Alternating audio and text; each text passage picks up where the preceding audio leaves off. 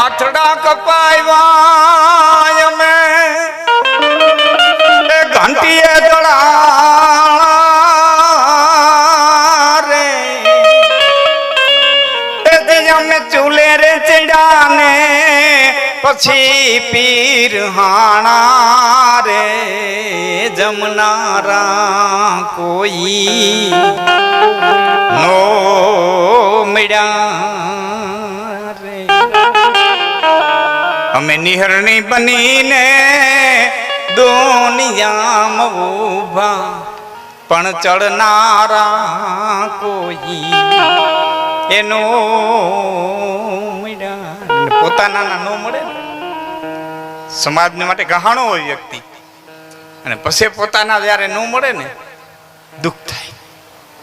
હાકડી હેરી લોહાર બેઠો બેઠો લોઢું ઘડે હામી હોની દુકાન ને સોનું ઘડાય અહીંયા કોઈ તપાવી એરણ માથે મૂકી ઘણોનો ઘા દીધો એક બે અને ત્રીજો ઘા પડ્યો એટલે કોઈના મોઢામાંથી લોખંડની કણી છટકી અને સીધે સીધી હોનીની દુકાનમાં ગઈ. હોનું ઘડાતું હતું ત્યાં પાસે પડી એટલે હોનાએ લોખંડની કણીને એટલું કીધું બસ મૂર્ખી. ત્રીજો ઘા પીડ્યો તા ભાગી આવી. ત્રણ જ ઘા માર્યા. ત્રીજો ઘા પીડ્યો ત્યાં ભાગી આવી. આ હોની મારી માથે બેઠો હવારનો ઘા કરે મારામાંથી કટકીએ ખરી મારામાંથી કટકીએ ખરી. ત્યારે લોખંડની કણીએ કીધું બાઈ તું નો ભાઈ મારે ભાગવું પડે. કે કેમ?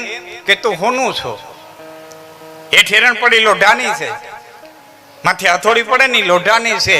હું લોઢું છું વેરણી લોઢું છે અમને પેકડાઈ હાણસીએ લોઢું છે અને માથે ધડાધડી પડે છે ને ગણ એ લોઢું છે. બાઈ તને પારકા મારે છે મને મારા મારે છે.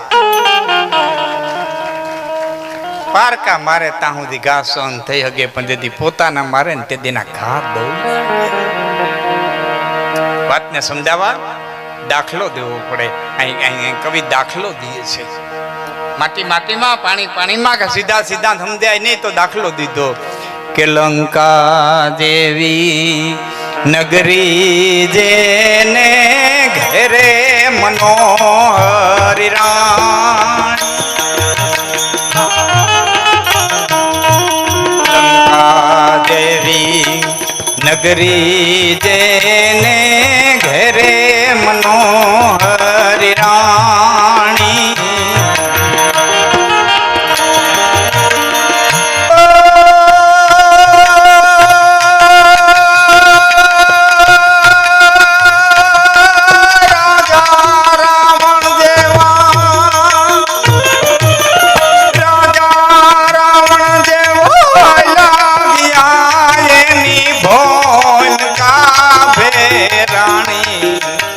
राम के तानहारा कंजी भाई जी राम के तानहारा खेती जाजो भाई जाऊं छे निर्वाणी जाऊं छे निर्वाणी आत्मान करी लेने ओढ़खानी जी राम के तानहारा खेती जाजो भाई जाऊं छे निर्वाण.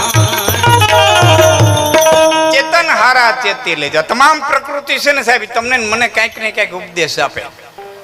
જોટાણ વરસાદ વરહે જ્યાં વરહે ને એક ધારો એક હરખો જ વરહે.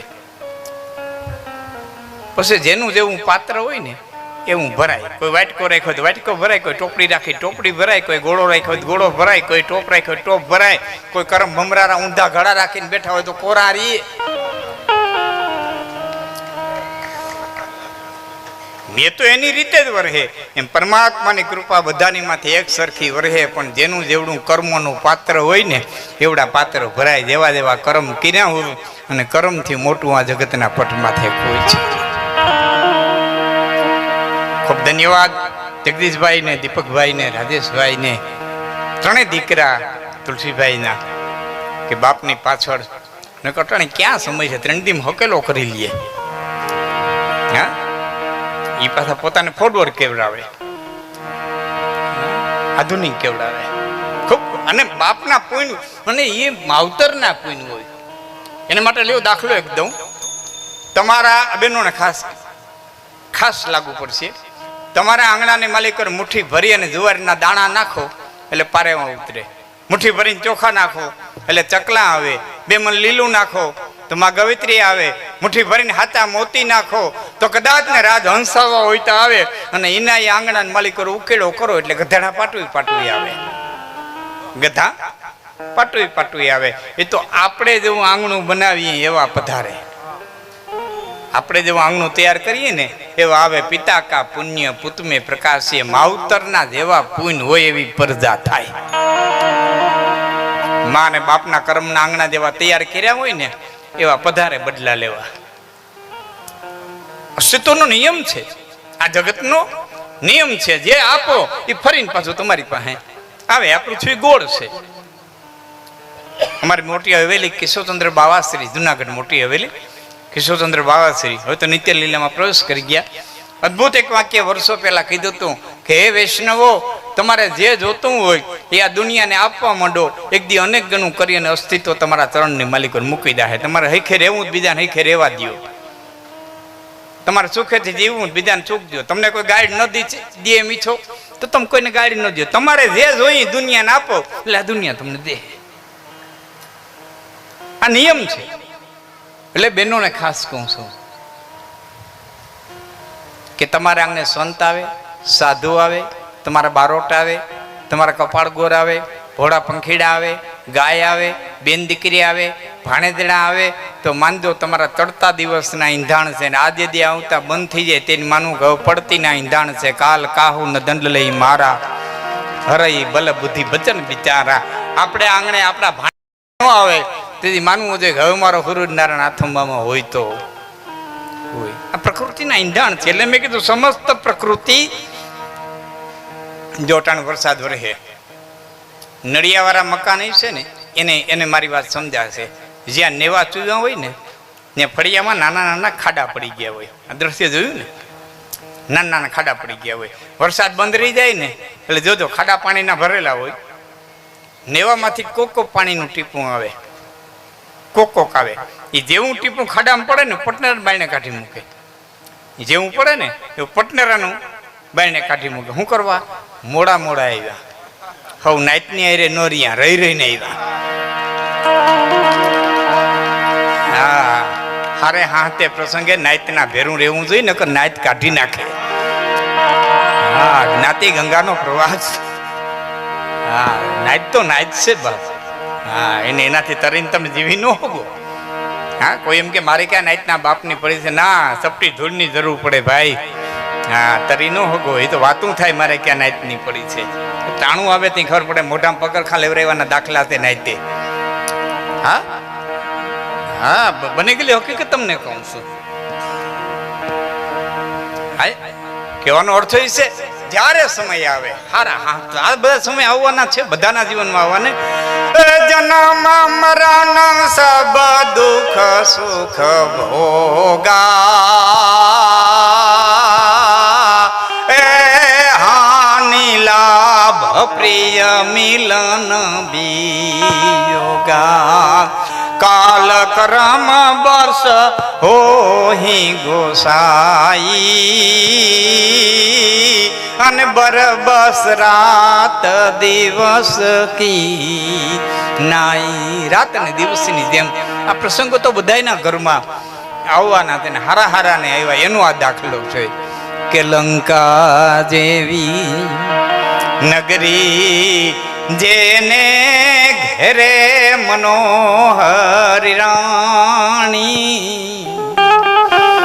રાજા રાવણ જેવા હાયલા ગયા એની ભૂમિકા ભેરાણી. કાળની ગતિ કોઈ સમજી નથી શક્યું, કોઈ જાણી નથી શક્યું. એના 2 દાખલા દઈ દઉં. મહામુનિ વાલ્મીક લખે છે, મહારાણી કૈકેયીની દાસી મંથરા અકારણ અગાસી ઉપર ચડી. અહીં ખાલી લખી નાખ્યું હતો કે અગાસી ઉપર ચડી. યત્ર છયા પ્રાસાદે આરુરોહ એમ લખ્યું વાલ્મીકે. અકારણ અગાસી ઉપર ચડી. હામાં કૌશલ્યજીના દાસી ઉભા, બેન કેમ પીળા વસ્ત્ર પહેરીને ઊભી? વાલ્મીક લખે છે પીળા વસ્ત્ર પહેરીને ઊભી હતી. બેન કેમ પીળા વસ્ત્ર પહેરીને ઊભી? કે બેન તને ખબર નથી અમારા રામ રાજા થાય? હે કે રામને રાજ્યાભિષેક દઈએ, રામ રાજા થાય છે. એ કે હે કઈ મોઢું મળી નીચે ઉતરી, પછી હું બન્યું તમારી મારી નજર સામે છે. આખી રામાયણ તમારી મારી. અહીંયા મહત્વનો શબ્દ છે અકારણ અગાસી ઉપર ચડી. મંથરાને ખબર નથી અગાસી ઉપર જાઉં છું, એને ખુદને ખબર નથી કે હું અગાસી ઉપર જાઉં છું, હું કરવા જાઉં છું, શા માટે જાઉં છું. વાલ્મીકી એને ખબર નથી. કોક ખેંચી ગયું, કોક નિયતિ, કોક બળ, કોક તાકાત એને અગાસી ઉપર ખેંચી ગયું. હવે કોણ લઈ ગયું?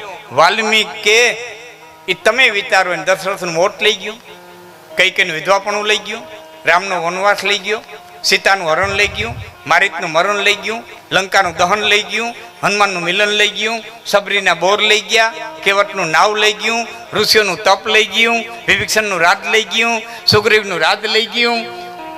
વાલ્મીક કે તમારે જેટલું માલિક ઉમેરવું એટલું ઉમેરું. હું કહું કે કારણ વિનાની અગાસી ઉપર ગઈ. આ નિયતિનો ખેલ. એનો બીજો એક પ્રસંગ બેનો ખાસ આનંદ આવશે. બીજો એક પ્રસંગ, હસ્તિનાપુરના મહેલની માલિકો જેથી વ્યાસે પ્રવેશ કર્યો અને આમ ત્યાં વ્યાસજીને દેખ્યા, સત્યવતી ધ્રુજી ગયા. થર થર થર થર થર ધ્રુજવા માંડ્યા. સત્યવતી, વ્યાસ બેટા તું? હા માં હું, પણ મેં તને બોલાવ્યો નથી. મને ખબર છે. મેં તને યાદ કર્યો નથી. મને ખબર છે. આજ બોલાવ્યા વિનાનો આવ્યો છું, આજે યાદ કર્યા વિનાનો આવ્યો છું. દીકરા તરીકેની થેલી ફરજ બજાવવા આવ્યો છું. તે જઈ બોલાવ્યો ત્યાં આવ્યો, તે જઈ યાદ કર્યો ત્યાં આવ્યો, તે જ્યારે જ્યારે મને બોલાવ્યો ત્યારે આવ્યો. મેં તારી બાયુમાં દીકરા ઉત્પન્ન કર્યા, તારો વહ રાખ્યો, બધું કર્યું. જેટલી જેટલી સલાહ જોતી તેટલી મેં દીધી. આજ વગર બોલાવી આવ્યો છું. કે કેમ? કે આ રેશમી વસ્ત્રો ઉતારી નાખ, આ રેશમી વસ્ત્રો ઉતારી નાખ. આ શક્તિના કાંઠા ઉપર ક્યાં સુધી નાવડું રાખે? હવે તો મુક્તિને કાંઠે લઈ જા, હવે તો મુક્તિને કાંઠે લઈ જા. બેટા એમ કેમ કેસ? સાંભળજો મિત્રો એક એક શબ્દ. બેટા એમ કેમ કેસ? માં હવે જે હસ્તિનાપુરની માલિકો બનવાનું છે ને, ધૃતરાષ્ટ્ર આંધળો છે એટલે જોઈ હગવાનો નથી, તારાથી જોઈ હગાહે નહીં. સમજાય ને મારી વાત? ધૃતરાષ્ટ્ર આંધળો છે એટલે જોઈ હગવાનો નથી, તારાથી જોઈ હગાહે નહીં. કે બેટા હું બનવાનું છે? કે કાલ બનવાનું છે ને, એની ચિંતા આજ હું કરવા કરસ. કાલની ચિંતા આજ હું કરવા કર. કાલની આજ બતારે કેટલી ઘડીઓ છે ને કઈ ઘડીએ હું પૃથ્વીમાં તે બને કેને ખબર. તરતો તરત સત્યવતીએ રેશમી વસ્ત્રો ઉતારી નાખ્યા, હસ્તિનાપુરના ઘરેણા ઉતારી નાખ્યા, જાડા વસ્ત્રો પહેરી અને વ્યાસના હામાં આવ્યા એટલે કીધું બે વહુને લઈ લે. ફેર્યું બે વહુને લઈ લે. હવે એનું કઈ કામ નથી. અંબાલિકા અને અંબિકા, ધૃતરાષ્ટ્રની માં અને પાંડુની માં. તમને કદાચ યાદ ન હોય તો ધૃતરાષ્ટ્રની માં અને પાંડુની માં બે બાયુને લઈ ફેરી. એનું કામ બે વહુને ફેર્યું લીધી. એક હાહુ, બે વહુ, ચોથા વ્યાસ, ચારેય બરોબર બાર ઉઘાડી અને પગ દીધો ઉમરાની બહાર. એટલે ભીષ્મએ આડા ફરીને કીધું કે હે જનેતા, આ હરકતી હોરીમાં મૂકીને ક્યાં જા? અહીં તો હોરી હરગી છે, આમાં મૂકીને ક્યાં જા? મને ભેરો લઈ જા ને. સત્યવતીએ કીધું બેટા તું તારા બાપની અરે વતને બંધાયેલો છો, તથા યોગ્ય રાજા નહીં મળે હસ્તિનાપુરને, ત્યાં સુધી તારે હસ્તિનાપુરની ગાદીને વફાદાર રહેવાનું છે. તે તારા બાપને વતન દીધું છે, તને વતન ભંગ કેમ કરાવવું? અને એના બદલામાં તને ઈચ્છિત મૃત્યુનું વરદાન જડ્યું છે. હવે સાંભળજો. ત્યારે વ્યાસે કીધું ભીષ્મ, તને ઈચ્છિત મૃત્યુનું વરદાન જડ્યું છે. યાદ રાખજે, તને ઈચ્છિત મૃત્યુનું વરદાન જડ્યું છે, ઈચ્છિત જીવનનું નહીં. મજા આવે તો તાલી દઈ દો, તમને ખ્યાલ આવે કે અદ્ભુત હોય. ઈચ્છિત મૃત્યુનું વરદાન છે, ઈચ્છિત જીવનનું નહીં. તો ઈચ્છા પડે તો મરી હોય ગઈ, ઈચ્છા પડે એમ જીવી ન હોય ગઈ તો અખિલ બ્રહ્માંડનો માલિક જેમ જીવાડે એમ જગતમાં હવને જીવવું પડે. ડોર એના હાથમાં છે. હવે ભીષ્મ જે હોય જો એની ઈચ્છાથી જીવી હકતો ન હોય તો તમે હું કઈ વાડીના મૂળા. 50,000 આ બેંકમાં મૂક્યા હું પાકી જાય ને, 75,000 આ બેંકમાં મૂક્યા હું પાકી જાય ને, 50 લાખ વા મૂક્યા હું પાકી જાય. જ્યારે કોઈ પકવી લેતા પોતે પાકી જાય, પછી ગળફા કાઢવાના કામમાં કાયમ આવે.